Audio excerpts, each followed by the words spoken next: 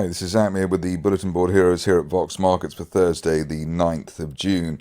Starting off with Kistos on a day when it's pretty hard to find decent heroes, but here we've broken that line of resistance from the beginning of April and just sort of sandwiched between the 50 and 200-day moving averages, the 50-day line around 421, so we've actually gapped up today. That would be good if we can have an end-of-day close through 421 and remain above the floor of the gap there at 406. Basically above 406 on an end of day close basis, we're looking for the shares to hit the top of that rising trend channel from this time last year as high as £5.50, hopefully as soon as the end of next month. But it just looks like the shares re-establishing the uptrend that they've had since they came to market. Stock that I've never looked at before, but I see there's some news today, is Northbridge. Here we've got a very strong looking chart, i.e. old new support well above old resistance, and that sort of sideways to up action that you see in the strongest of bullish situations.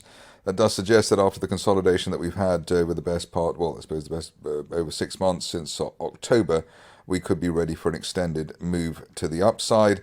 Rising trend channel, which I'm trying to draw at the moment, is basically heading towards, well, I'm guessing around £3.50, but it could be a bit lower than that, up towards the £2.60 area, and we could see that maybe over the next month to 6 weeks if we can build nicely on today's gap to the upside and new highs or new intraday highs for the shares. At this stage, only well below the 190 level and the floor of that channel, really delaying the upside scenario for Northbridge.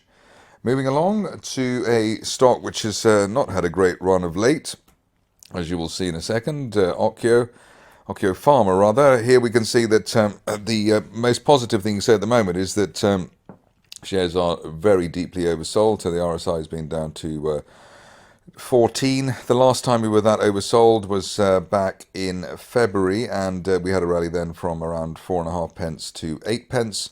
And the previous time when we were that oversold, we rallied from around 4 to 8 pence as well. So looking for a recovery here from current levels. Ideally, we remain above 2.5 pence, recent support, and maybe we get up towards the 5.5 or 6 pence area, which is the top of that falling trend channel from the beginning or the turn of the year.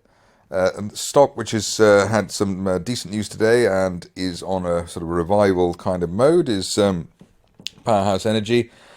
Still the barrier there to progress is the 50-day moving average. That's running around the 2.45 level, let's call it. So we want an end of day close above that to then give us a return, hopefully, towards the post-March resistance around 3 pence. But shares seem to be stuck within a 2 to 2.5p range. We need to break really basically the 2.5 pence level in order to push to the upside, and maybe we will get that with the higher lows that we've had since the beginning of last month. Moving on to Rambler, which I see some people on Twitter have said is looking rather encouraging at the moment. Here we've got a trendline break, a November trendline break. That was around 25 pence. I suppose if you're fussy, you might want to see the 50-day moving average of 26.75 broken ahead of a move back into the low to mid 30s while we remain above 25 pence. And we've just come off that very oversold area in the low 20s. On to a stock which I discussed yesterday actually, so quite a good result today in terms of the price action, up 20% already, so pat myself on the back. Here we've got a situation where we were looking for the shares to hit the top of that rising trend channel towards £1. That was expected maybe by the end of the month, but not the end of the week. But still £1 on the cards, and maybe a bit more actually, because one can tweak that rising trend channel from back in February and look for a target towards the 120 area if I can draw the lower line properly, which hopefully I will do in a second.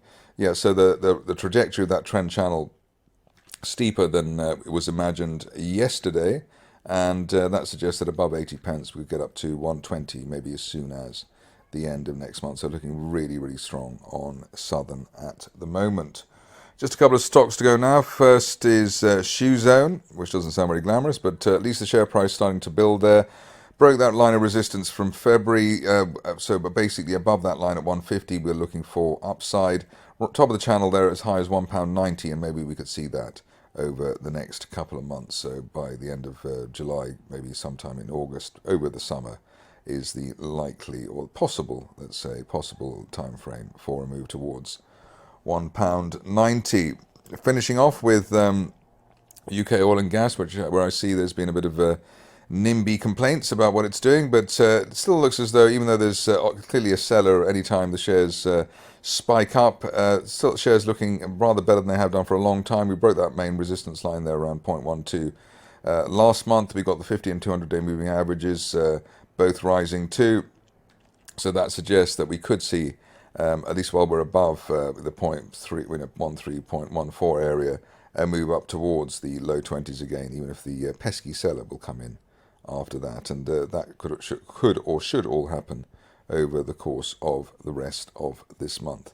That's it for me today. More updates tomorrow.